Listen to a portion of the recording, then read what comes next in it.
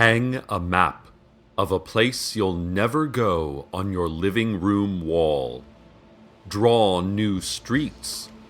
Tear off bodies of water. Wait for news crews to arrive. Welcome to Night Vale.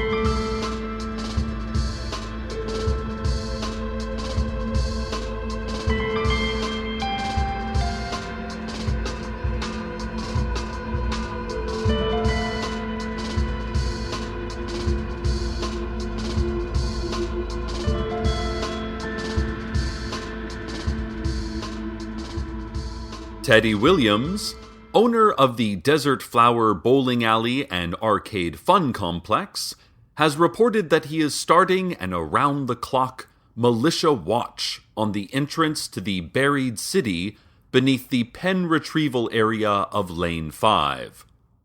This watch will consist of a line of patriotic volunteers, armed to the teeth and forming an unbroken perimeter along the whole of the bowling area. Teddy admits that this will make bowling slightly more difficult than usual, and league games may have to be rescheduled or made illegal. But he adds that this is a small price to pay for safety. The other price for safety is $2.25, which is how much he would like every single good Night Vale citizen to pay him for this important defensive service against the unknown but presumably fearsome and dangerous aggressors from the buried city. Witnesses have reported seeing the Apache tracker out back of the bowling alley in fervent discussion with a man in a tan jacket.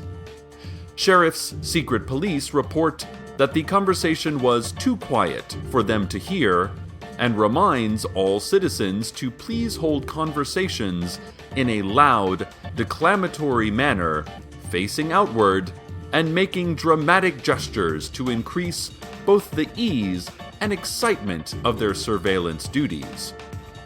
The man in the tan jacket was described as impossible to remember, but presumably a man of some kind, with facial features and limbs.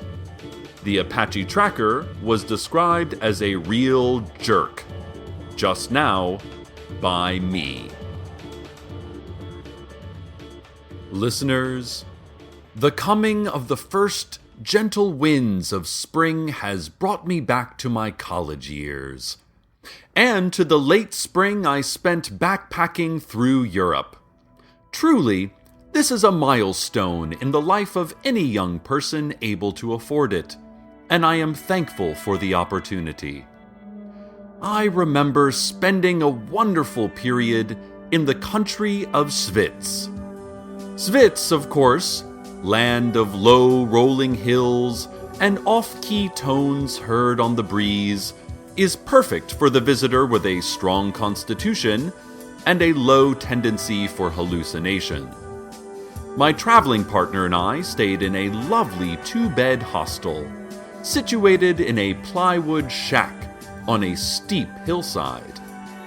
The incline meant that my partner kept rolling into me, and then we would both roll out of the shack and tumble down and down until we came to rest in a ravine full of thorns and fragrant, violently blue flowers, at which point we would trudge up the hillside, settle in, only to have it happen over again. Oh, we laughed and laughed. The situation was made stranger by the fact that I don't remember having a traveling partner before or after Svits. Who was he? Who knows? It all seemed perfectly normal at the time. I also don't know how long I stayed in Svits, rolling down that hill and climbing up again.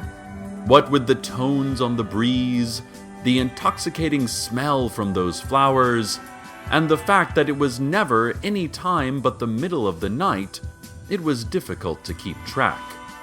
But it couldn't have been more than a decade or so.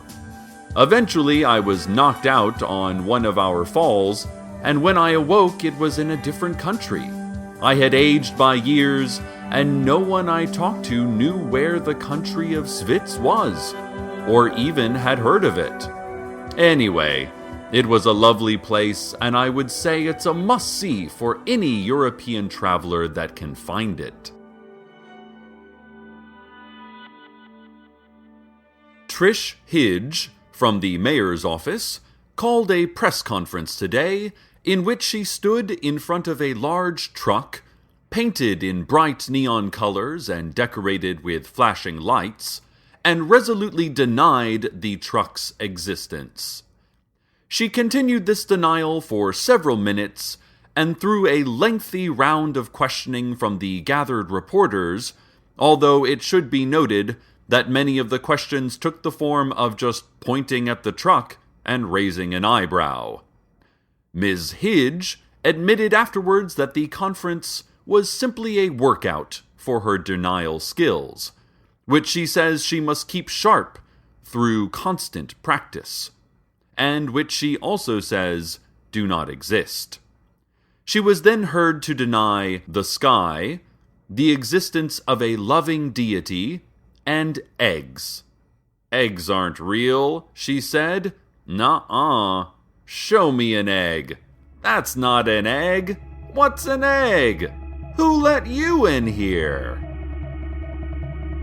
Simone Rigaudot, the transient living in a recycling closet in the Earth Sciences building at Night Vale Community College, released a statement today, saying that the world has ended. The world ended 3 or 4 decades ago, she scrawled on a Subway sandwich wrapper. I don't know what this thing is that we're living in, but it's not the world. Scientists won't investigate it because they're not real. Turkey with extra Swiss. I think that last bit was already written on the wrapper by a Subway sandwich artist or one of their familiars. Well, provocative stuff from one of the foremost minds in the Earth Sciences building ever since it was condemned by the city as unsafe and left vacant. Has the world ended? What would the world ending even mean? And how did Simone get this Subway wrapper, given that all Subway restaurants have many entrances, but no exits? As their motto goes, 1,000 ways in, no way out. Eat fresh. Eat so terribly, terribly fresh. Terribly, awesomely, gruesomely, terrifyingly fresh. For more on this world-ending story, we now go live to the sound of an aquarium pump.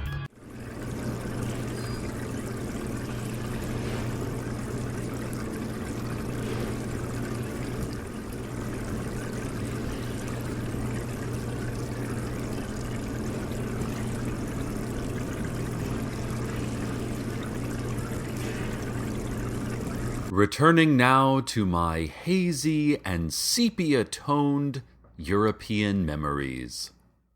Another country I recall, with great fondness, of course, is the nation of Francia. Francia, land of arches. It is fascinating to see how other cultures live, shaking you out of your locked-in Night Valian ways.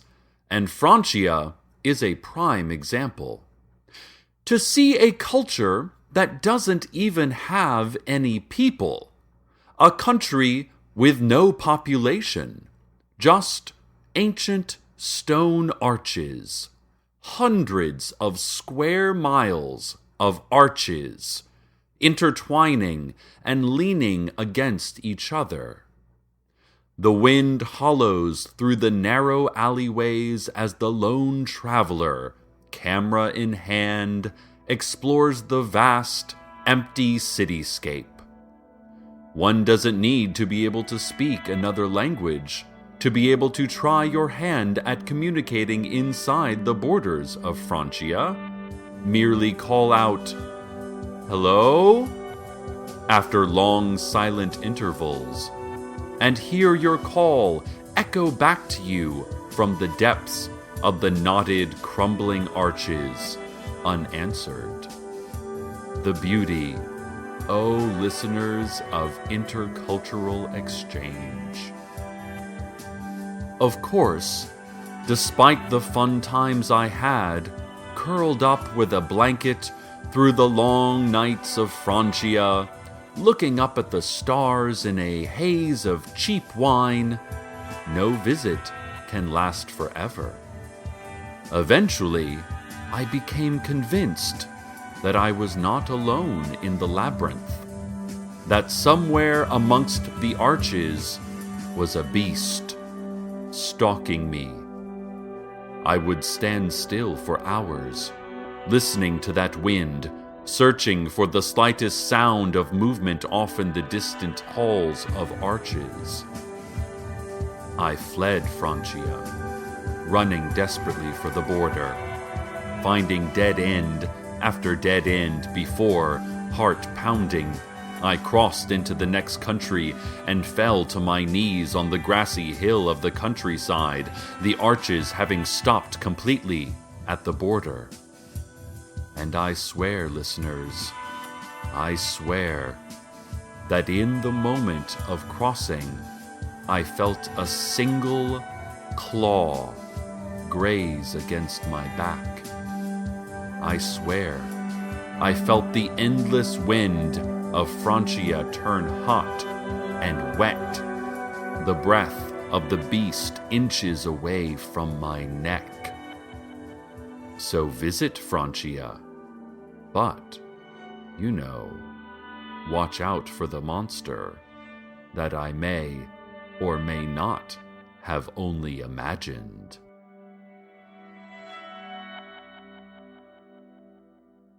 Now, traffic. The Night Vale Department of Transportation has advised us that work crews are slithering on certain sections of Route 800.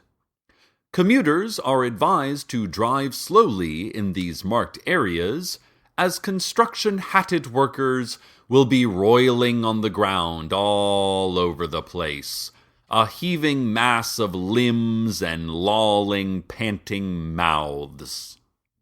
Fines for traffic violations in these marked areas are double. All fines outside of the marked areas are quadruple, as usual. Also, the DOT has asked me to read the following advisory notice, using their exact wording. So, Silverhawk, Copperhead, and the Gopher, activate. I repeat, activate. Execute mission Alpha November Zulu 013. Lethal parameters acceptable.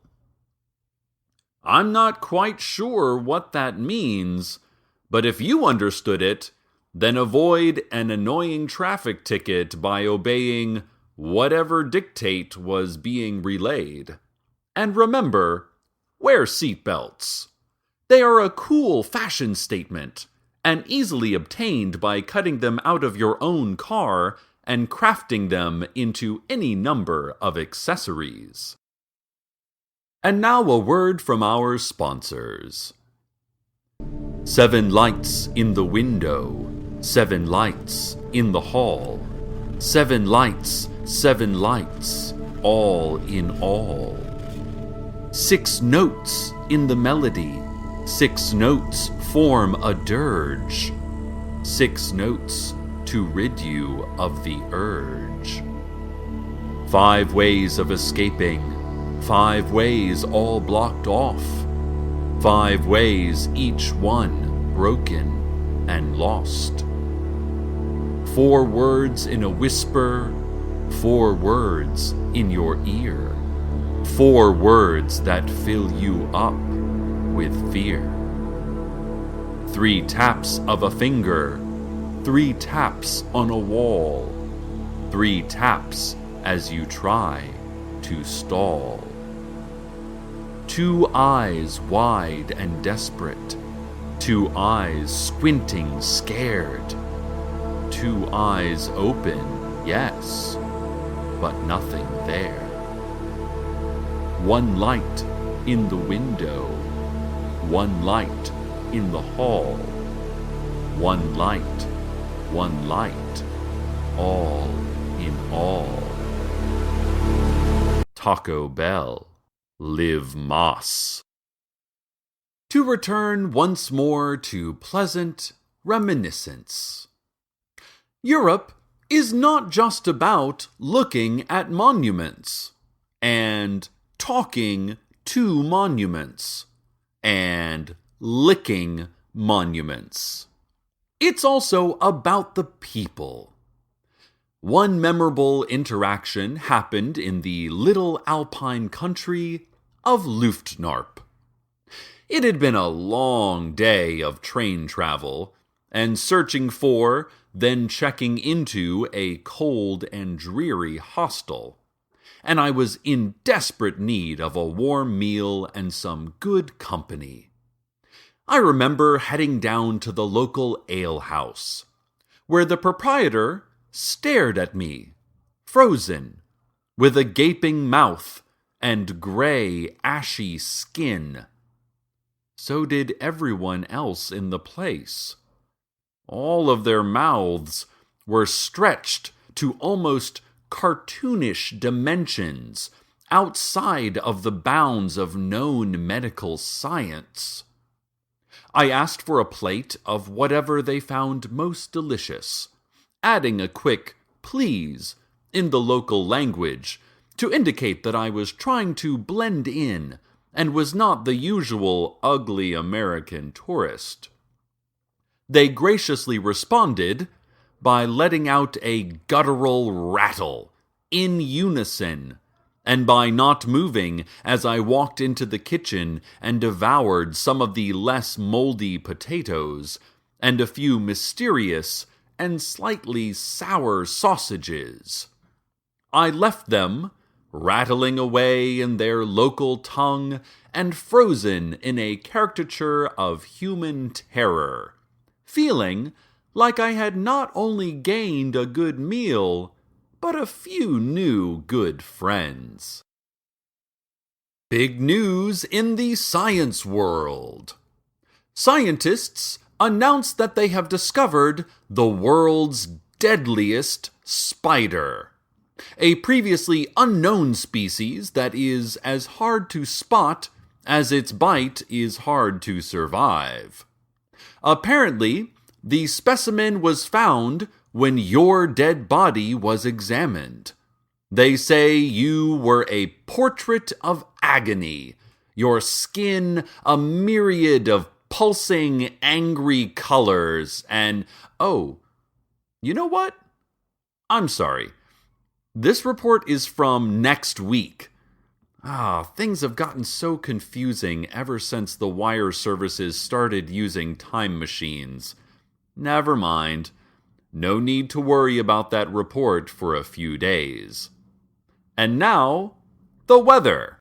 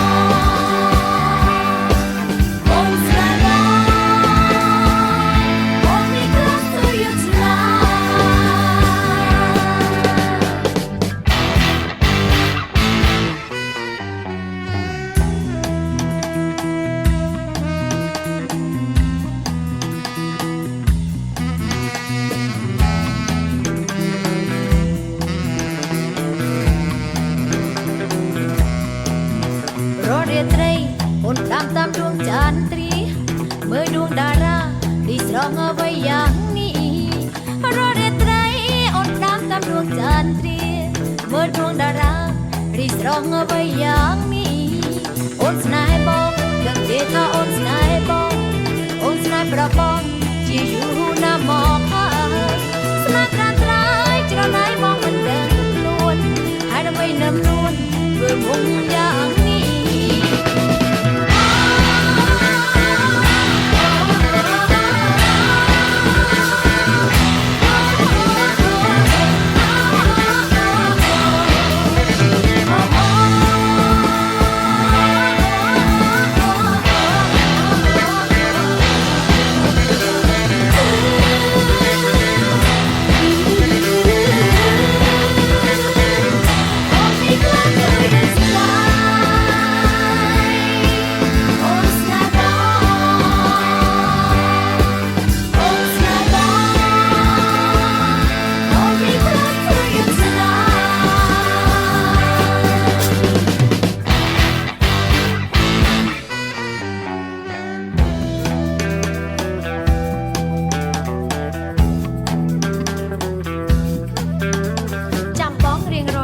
ให้เราไว้จรไหนเพื่อมุกอย่างนี้หมอกบ้องกำเนิดรุนเรียงเมื่อครูไอ้นุกเกร้อนสังหารรูปอ้นเป็นจัดนวลละอ้องจังอ้อยประบ้องลังร้อนจ่าจ่าบ้องรวมซ้อมอ้อจามเรจีวานเตออ่องอี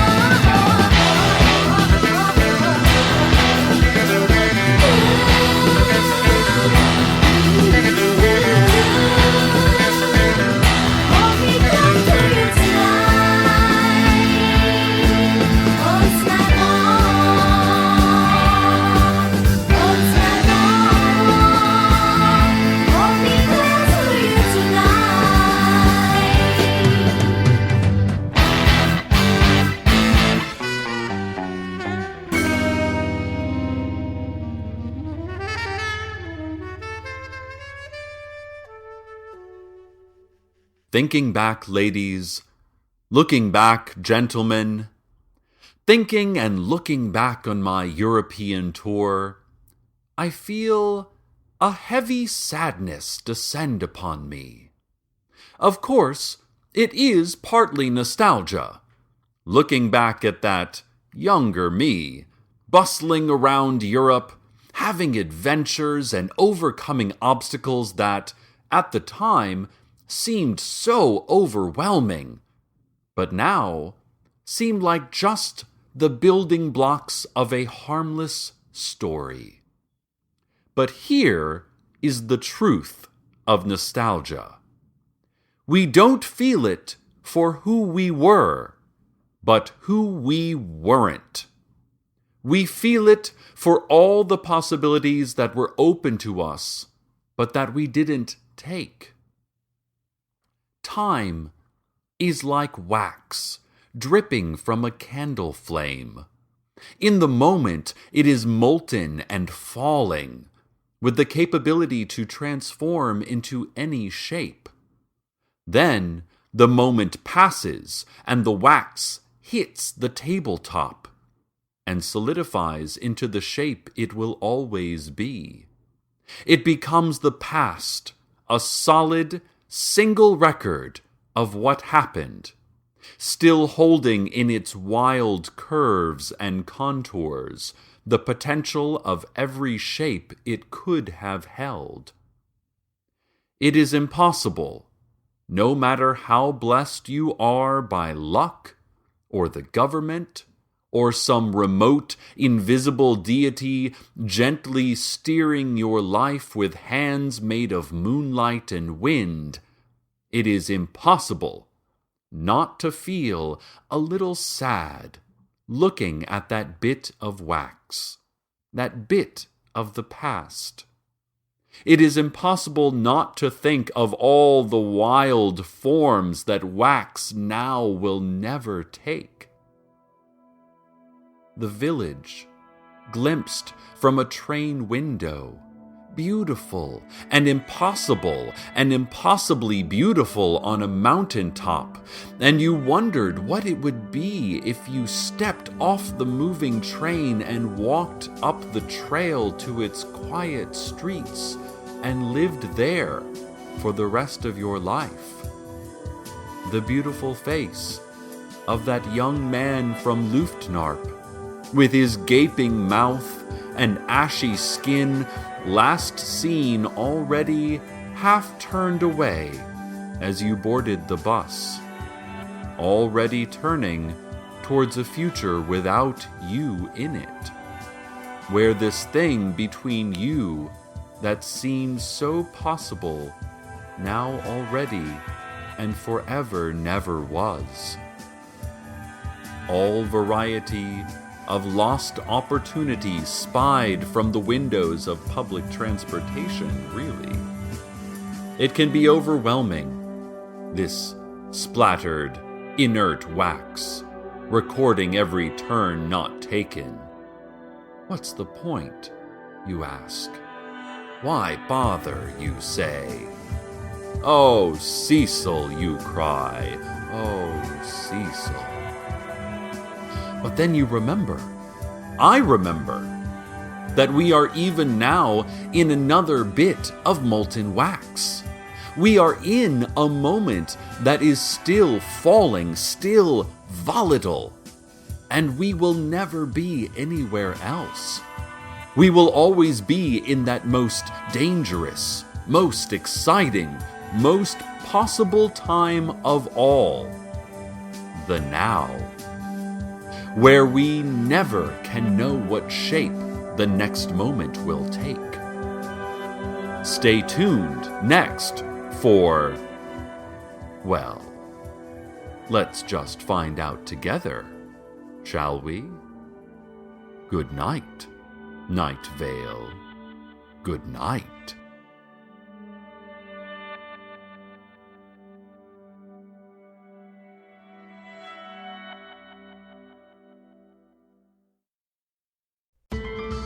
Welcome to Night Vale is a production of Commonplace Books. It is written by Joseph Fink and Jeffrey Craner and produced by Joseph Fink. The voice of Night Vale is Cecil Baldwin. Original music by Disparition. All of it can be downloaded for free at disparition.info. This episode's weather was Snibong by Dengue Fever. Find out more at denguefevermusic.com. We would like to thank our Night Vale intern, Adam Dunnels, who died, and 3 days later we opened his tomb to find that he, miraculously, was still dead. Want to have your music featured in the weather section? Want to contribute your talents to the show? Just want to say hi? Email us at nightvale@commonplacebooks.com or follow us on Twitter at @NightValeRadio. Check out commonplacebooks.com for more information on this show, as well as our books on the unused story ideas of H.P. Lovecraft and what it means to be a grown-up. And while you're there, consider clicking the donate link. That'd be cool of you. Today's proverb, ask your doctor if right is left for you.